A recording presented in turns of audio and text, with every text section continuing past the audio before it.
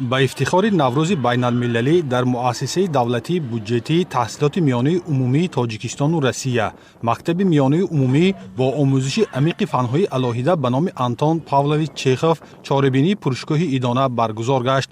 در این جمع آمد ایدانه کلی آموزگاران و محصلین مؤسسه اشتراک نموده با ارجگذاری به عنعنه و سنت‌های اجدادان نوروز خجسته‌پی را متنتن تجلیل نمودند. ضمناً تاکید یافت که در نتیجه پیشبرد سیاست فرهنگ پرورانه و احترام گذاشتن به رسم و آیین‌های ملی از طرف راهبریت عالی مملکت اساسگزار صلح و وحدت ملی پیشوای ملت پرزیدنت جمهوری تاجیکستان محترم امامعلی رحمان در کشور جشن نوروز با تمام سنت و عنعنه‌ها احیا گردیده و به جهانیان از ملت کهن بنیاد و دارای فرهنگ و تمدن کهن بودن خلق تاجیک درک داد. در جمع آمد ایدانه گروهی کلان استادان و خوانندگان با نشان اعلاچی معارف سپاسنامه و تحفه‌های خاطروی قدردانی کرده شدند. در ادامه برنامه رنگین فرهنگی از طرف خوانندگان مؤسسه پیشکش اهل نشست گردانیده شد. برنامه فرهنگی سرشار از مهر وطن، افتخار از این ملت و سرزمین، عنعنه و سنت‌های نیک، نوروز عالم افروز و رسم و آیین اجدادی بود.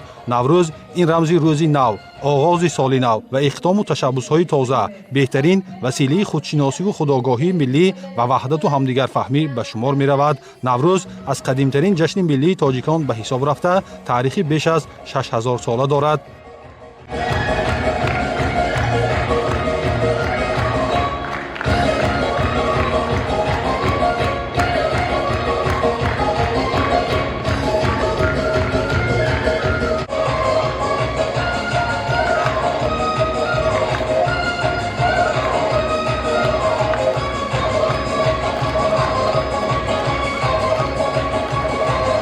واقعاً با فرارسی بهار و آمدن نوروز نه تنها طبیعت زنده می شود بلکه در قلب انسان ها نیز مهر زحمت و تلاش به خاطر آبادی و بهتر نمودن شرایط زندگی دهچند می گردد.